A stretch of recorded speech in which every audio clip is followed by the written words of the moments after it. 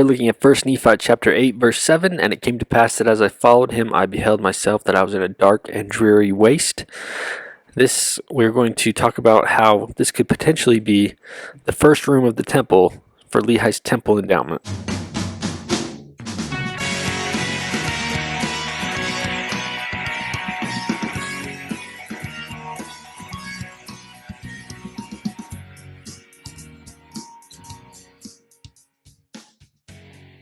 All right, to understand this better, we need to understand the ancient temple.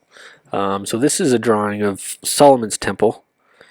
There was three parts within the temple: the Ulam, which was the outer courtyard; the Hekal, which was the outer sanctum, or the middle room, also called the holy place; and the Devir, or the Holy of Holies, was the final room within the temple.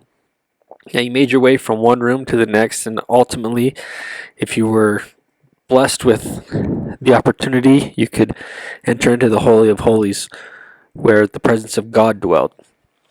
Now, the Ulam is what we're going to be looking at today.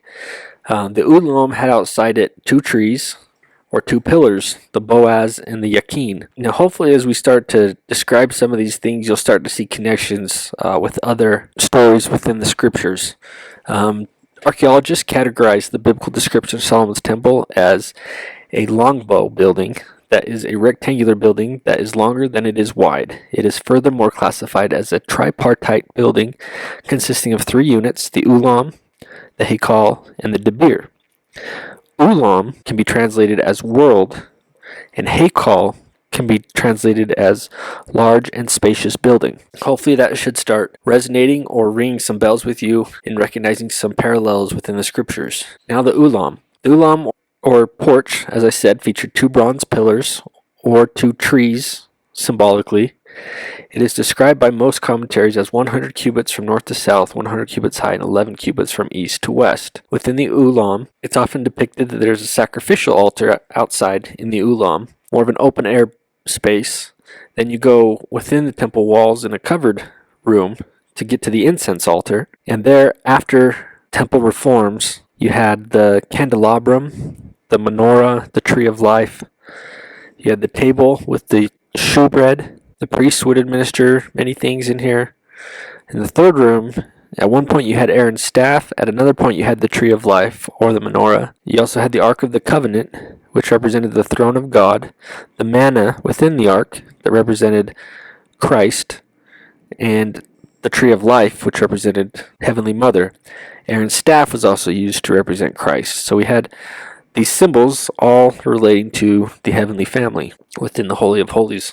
Now this is a working document that I've been putting together with some of the parallels of these journeys. Now many of the journeys within the modern day temple, many of the journeys within the scriptures, many teachings of the ancient temple all follow the same pattern. Now there's a three-part space in a lot of these. The beginning stage is described using the words Ulam, lone and dreary. Ulam is obviously a translation of the word world. Telestial, the world in which we now live. Porch, Moses, Egypt, Babylon, oppression, work, bondage, altar, sacrifice.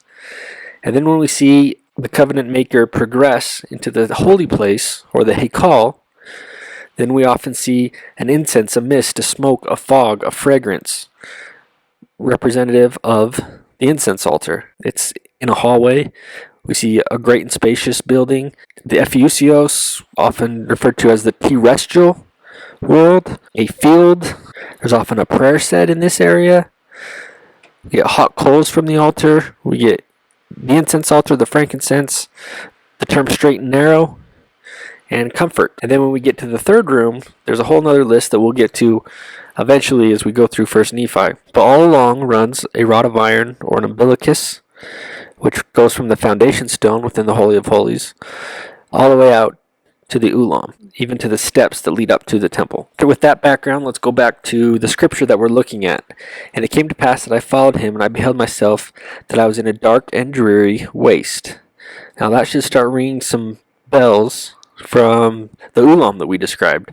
The dark and dreary waste should remind us also of Adam and Eve in their first part of their temple journey. We're going to skip ahead and look at Verse 20, as Lehi looks back and sees what he's come through, and he says, "And I also beheld a straight and narrow path, which came along by the rod of iron, even to the tree by which I stood," which will be the tree of life.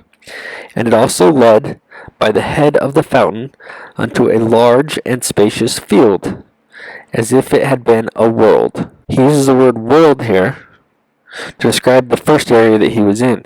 Now, what's another way to say world? Ulam.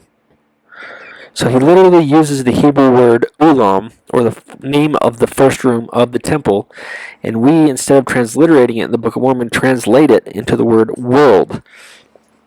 So this could have just as easily said, "And I also beheld a straight and narrow path which came by the rod of iron even to the tree which I stood, and also led to the head of the fountain unto a large and spacious field, as if it had been a Ulam." And then he travels for the space of many hours in darkness and begins to pray to the Lord that he would have mercy on him. Now we're going to make a third parallel here to Adam and Eve. Jeffrey R. Holland said, "We're commanded to call upon God in the name of the Son forevermore." Why are they to call upon God? Is it a social visit? Is it a friendly neighborhood chat? No, this is a call for help from the lone and dreary world. Very similar to Lehi, wandering and traveling for the space of many hours in darkness. Here are the comparisons of the two words, Ulam and Olam. They're pronounced virtually identically. If you wanted to write them differently, you would write them like this. But remember, in Semitic languages, vowels are often omitted, so you'd have quite literally the same word. "And it came to pass that as I followed him, I beheld myself that I was in a dark and dreary waste, as if it had been an Olam, or Ulam, a world." So I believe this wordplay used by Lehi, whether he was intentionally making a play on words, or whether he was directly saying that he was in the first room of the temple, I don't know. But in one way or another, I think he is in the first spot in his three-part journey that would eventually reach the Holy of Holies, or the Tree of Life, where he could partake of Jesus Christ, the Son of God.